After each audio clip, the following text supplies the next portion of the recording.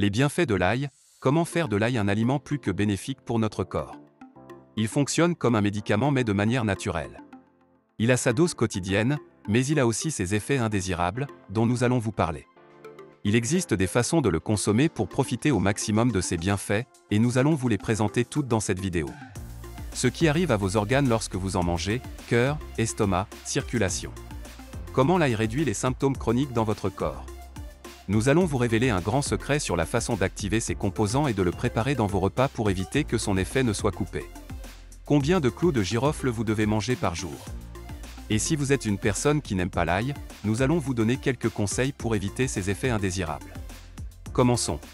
Lorsque nous en consommons, il y a des substances qui sont absorbées et qui circulent dans notre sang. L'un d'entre eux et le plus important s'appelle la lysine. Cette substance agit sur nos organes de la manière suivante. D'une part, elle fait baisser la pression sanguine à l'intérieur de vos vaisseaux sanguins. Ces composants interagissent avec nos cellules, par exemple avec les globules rouges de notre sang. Cela entraîne la production de substances qui détendent les parois des artères. Ainsi, quelques heures après l'avoir consommé, vous remarquerez que votre pression sanguine systolique, c'est-à-dire la pression sanguine maximale, diminue légèrement.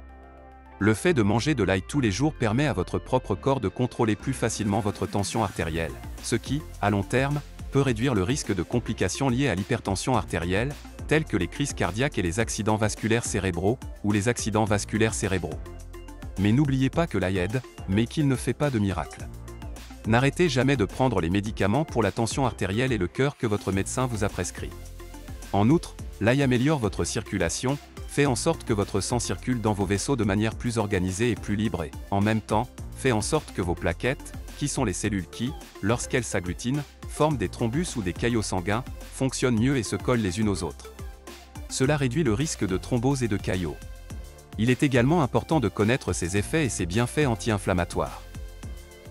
L'inflammation peut provoquer de la fatigue, une fatigue chronique, des douleurs articulaires ou musculaires, voire des sautes d'humeur, tout simplement parce que notre corps est chroniquement enflammé.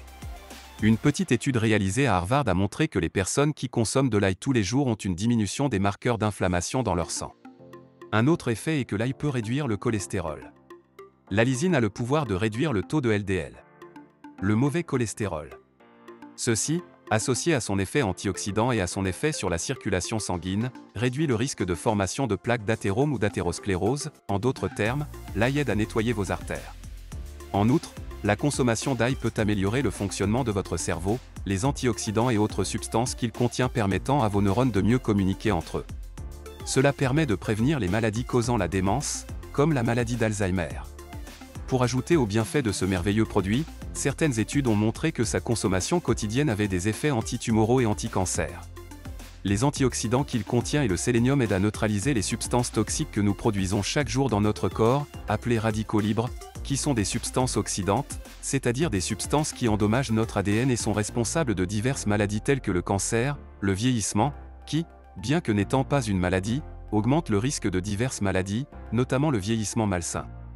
Si vous aimez la vidéo, n'oubliez pas de liker et de vous abonner à la chaîne. Or, au début de la vidéo, nous avons parlé d'activer l'ail pour le consommer, sinon les substances n'auraient pas l'effet escompté. Mais comment l'activer? C'est très simple, et nous allons vous donner quelques conseils pour y parvenir. La principale substance que nous devons activer se trouve à l'intérieur de l'ail, et c'est la lysine, qui est responsable de la grande majorité de ses bienfaits. En d'autres termes, il ne suffit pas de manger de l'ail, il faut savoir le préparer comme s'il s'agissait d'un médicament, et la méthode est très simple. Avant de le consommer, vous devez l'écraser ou le hacher, ou vous pouvez également le broyer. L'important c'est de la casser, c'est de faire en sorte que les compartiments qui ont à l'intérieur de cette substance se mélangent et se cassent. Avant de le consommer, laissez-le reposer pendant 3 à 5 minutes, afin que ces substances soient pleinement activées. L'idéal est de le consommer cru en guise de remède, avec un verre d'eau. Mais que se passe-t-il si vous n'aimez pas l'ail? Et c'est là que nous commençons à parler de certains des effets négatifs qu'il a sur certaines personnes. Il y a des personnes qui ne peuvent pas en consommer en raison de ses effets secondaires. Mais pourquoi cela se produit-il? Eh bien, cela dépend de chaque organisme. Le plus souvent, il est mauvais lorsqu'il est consommé cru, car il provoque une certaine irritation gastrique, des flatulences, des ballonnements d'estomac, une sensation de mauvaise digestion, et peut même provoquer des diarrhées. Pour réduire ces effets, suivez les conseils ci-dessous. Évitez de le manger à jeûne.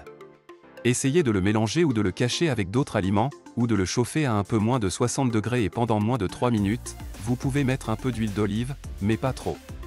Vous pouvez le consommer dans des salades ou sur des toasts avec de l'avocat. L'important est de commencer à en consommer lentement dans votre alimentation quotidienne. Mais rappelez-vous, l'ail ne fait pas de miracle, sa consommation quotidienne réduit le risque de thrombose, d'infarctus, d'accident vasculaire cérébral, abaisse la pression artérielle, réduit l'inflammation et tout ce que nous avons mentionné plus haut, mais vous devez toujours compléter votre mode de vie sain, faire de l'exercice, marcher au moins 5000 pas chaque jour, maintenir un régime anti-inflammatoire qui vous fait vivre plus longtemps, manger des aliments sains, réduire le stress, en bref, essayez de vivre aussi bien que possible. Et bien sûr, vous ne devez jamais arrêter de prendre les médicaments prescrits par votre médecin. Nous espérons que cette vidéo vous a été utile et que vous pouvez commencer à mettre en œuvre l'ail dans votre vie, maintenant que vous connaissez tous ses avantages et que vous savez comment les utiliser à votre avantage. Si vous avez aimé la vidéo, partagez-la avec votre famille et vos amis, abonnez-vous à la chaîne et aimez-la.